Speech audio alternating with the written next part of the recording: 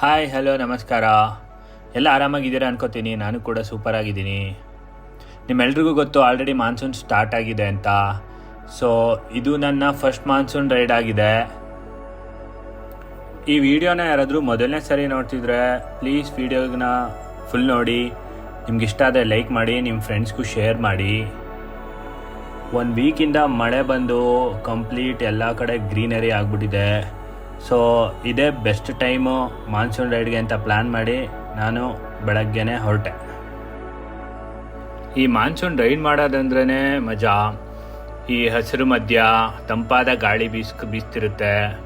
Bike ride ಮಾಡ್ತಿದ್ರೆ ನಮಗೆ ಒಳ್ಳೆ ಸೋಲ್ ಸ್ಯಾಟಿಸ್ಫ್ಯಾಕ್ಷನ್ ಆಗುತ್ತೆ. ಏನೇ ಟೆನ್ಷನ್ ಇದ್ದರೂ ಎಲ್ಲ ಮರೆತು ಬೈಕ್ ರೈಡ್ನ ನಾವು ಎಂಜಾಯ್ ಮಾಡ್ತಿರ್ತೀವಿ. ನಮ್ಮ ಫಸ್ಟ್ ಡೆಸ್ಟಿನಿ ಬಂದು ಗವಿಬೆಟ್ಟ ಕೇವ್ ಅಂತ. ಇದು ಲೊಕೇಟ್ ಆಗಿರೋದು ಸೋಮಾರ್ಪೇಟೆ ನಿಯರು. ಇದನ್ನು ಮುಗಿಸಿ ನಾವು ಗವಿಬೆಟ್ಟ ವ್ಯೂ ಪಾಯಿಂಟ್ಗೆ ಹೋಗಬೇಕು. ಅದು ಲೊಕೇಟ್ ಆಗಿರೋದು ಸಕಲೇಶ್ಪುರದಲ್ಲಿ. So let's go guys. Almost ನಾವು ನಿಯರ್ ಗವಿಬೆಟ್ಟ ಕೇವ್ ಹತ್ರ ಇದ್ದೀನಿ. ಮನೆಗೆ ಹೇಗಿರುತ್ತೆ ನೋಡೋಣ. ಮಳೆ ಬಂದು ಎಲ್ಲ ಹಳ್ಳಗಳಲ್ಲೂ ವಾಟರ್ ನಿಂತ್ಕೊಬಿಟ್ಟಿದೆ. ಸದ್ಯಕ್ಕೆ ಇವಾಗ ಮಳೆ ಇಲ್ಲ. ಆ್ಯಕ್ಚುಲಿ ವೆದರ್ ನೋಡಿದಾಗ ಇನ್ನೊಂದು 2 ಅವರಲ್ಲಿ ಮಳೆ ಬರುತ್ತೆ ಅಂತ ತೋರಿಸ್ತಿತ್ತು. ಅಷ್ಟರೊಳಗೆ ನಾವು ಈ ಪ್ಲೇಸ್ನ ಎಕ್ಸ್ಪ್ಲೋರ್ ಮಾಡಿಕೊಂಡು ಸಕಲೇಶ್ಪುರಕ್ಕೆ ಹೊರಡಬೇಕು. ನೋಡ್ತಿದ್ದೀರಾ, ಮಡಿಕೇರಿ ಅಂದರೆ ಕಾಫಿಗೆ ಫೇಮಸ್ಸು. ಈ ಪ್ಲೇಸ್ಗೆ ರೀಚ್ ಆಗಬೇಕು ಅಂದರೆ ಮೇನ್ ರೋಡಿಂದ 6 ಕಿಲೋಮೀಟರ್ಸ್ ಈ ಕಾಫಿ ತೋಟದ ಮಧ್ಯೆ ಹೋಗಬೇಕು. ತುಂಬ ಒಳ್ಳೆ ಎಕ್ಸ್ಪೀರಿಯೆನ್ಸ್ ಅಂತಲೇ ಹೇಳ್ಬೋದು.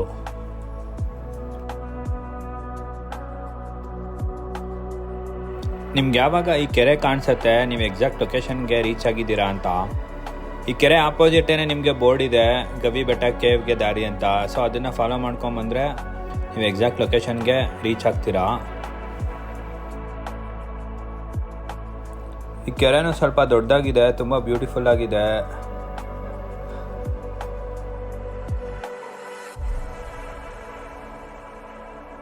Finally we reached our first destiny. ಒಂದು ಬೈಕ್ ಇದೆ ಅಷ್ಟೇ. ಐ ಥಿಂಕ್ ಜನ ಯಾರೂ ಇಲ್ಲ ಅನ್ಕೋತೀನಿ. ವಾವ್, ಮಳೆ ಬಿದ್ದು ಸ್ಟೆಪ್ಸ್ ಎಲ್ಲ ಫುಲ್ ಪಾಚಿ ಕಟ್ಕೊಂಡಿದೆ.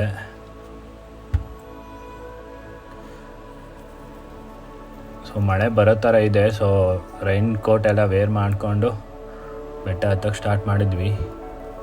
ಐ ಥಿಂಕ್ ಇದೇ ಕೇವ್ ಅನಿಸುತ್ತೆ, ಚಿಕ್ಕದಾಗಿದೆ. ಒಳಗೂ ಸಿಕ್ಕಾಬಟ್ಟೆ ಕತ್ಲೆ, ಏನೂ ಕಾಣ್ತಿಲ್ಲ. ಸೊ ಒಳಗೋಗೋ ಪ್ರಯತ್ನ ಮಾಡೋದಕ್ಕಾಗಲ್ಲ, ಬಿಕಾಸ್ ಆಲ್ರೆಡಿ ಟೈಮ್ ಆಗಿದೆ ಮತ್ತು ಮಳೆ ಬರೋ ಥರ ಇದೆ. ನಾವು ಇವತ್ತು ಮೇಯ್ನ್ ನಮ್ಮ ಡೆಸ್ಟಿನಿ ಬಂದು ಗವಿಬೆಟ್ಟ ವ್ಯೂ ಪಾಯಿಂಟ್ ನೋಡೋದು. ಸೊ ಅಲ್ಲಿ 10 ಕಿಲೋಮೀಟರ್ಸ್ ಫುಲ್ ಆಫ್ ರೋಡಿಂಗ್ ಇದೆ ಮತ್ತು ಇನ್ನೇನು ಮಳೆ ಬರೋ ಥರ ಇದೆ. ಸೊ ಈ ವ್ಯೂ ಪಾಯಿಂಟ್ನ ನೋಡಿಕೊಂಡು ಸೊ ಆ್ಯಕ್ಚುಲ್ ಗವಿಬೆಟ್ಟ ವ್ಯೂ ಪಾಯಿಂಟ್ಗೆ ಹೊರಡಬೇಕು. ಇದೇ ಸಣ್ಣ ಪಾತ್. ಈ ಪಾತಲ್ಲಿ ನಡ್ಕೊಂಡು ಹೋದರೆ ಮೇಲ್ಗಡೆ ಟಾಪ್ ವ್ಯೂಗೆ ರೀಚ್ ಆಗ್ತೀವಿ. ಐ ಥಿಂಕ್ ಇದೇ ಟಾಪ್ ವ್ಯೂ ಅನಿಸುತ್ತೆ. ಕ್ರೇಜಿಯಾಗಿದೆ. ತುಂಬ ಚಿಕ್ಕ ಬೆಟ್ಟ, ಜಸ್ಟ್ 20 ಮಿನಿಟ್ಸಲ್ಲಿ ಹತ್ಕೊಂಡ್ಬರ್ಬೋದು. ಫುಲ್ ಪ್ರಶಾಂತವಾಗಿದೆ.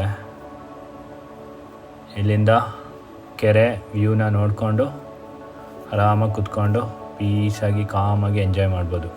ನಾವು ಇಲ್ಲಿ ಒಂದು 40 ಮಿನಿಟ್ಸ್ ಟೈಮ್ ಸ್ಪೆಂಡ್ ಮಾಡಿದ್ವಿ. ಫೋಟೋಸ್ ತಕ್ಕೊಂಡು ಮತ್ತು ಒಳ್ಳೆ ತಂಪಾಗಿ ಗಾಳಿ ಬೀಸಿತ್ತು, ಹಂಗೆ ರಿಲ್ಯಾಕ್ಸ್ ಮಾಡಿಕೊಂಡು ಟೈಮ್ ಸ್ಪೆಂಡ್ ಮಾಡಿದ್ವಿ. ನೋಡಿ, ವ್ಯೂ ಮಾತ್ರ ಸೂಪರಾಗಿದೆ.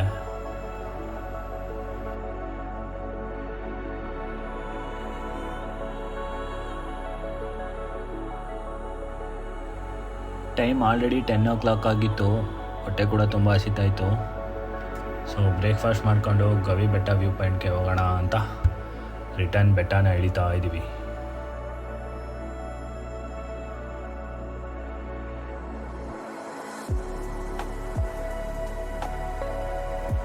ನನಗೆ ಈ ಕೆರೆ ತುಂಬ ಇಷ್ಟ ಆಯಿತು. ಕೆರೆ ತುಂಬ ಕ್ಲೀನಾಗಿದೆ. ಹಿಂದೆ ಆ ಬೆಟ್ಟಗಳು ಮತ್ತು ಈ ಹಸಿರು ತುಂಬಿಕೊಂಡು ಮೋಡ ಬೇರೆ ಫುಲ್ಲು ಕವರ್ ಆಗಿದೆ, ಮಳೆ ಬರೋ ಥರ ಇದೆ. ಒಳ್ಳೆ ಅಟ್ಮಾಸ್ಫಿಯರ್. ಅದ್ರ ಮಧ್ಯೆ ಈ ಬಾತುಕೋಳಿಗಳು ಸೂಪರ್ ಅಲ್ವಾ.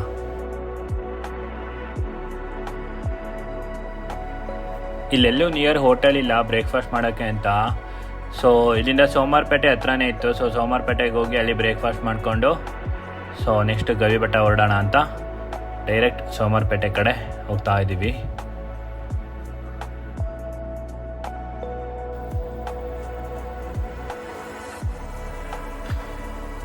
ಬಂದ್ಬಿಡು.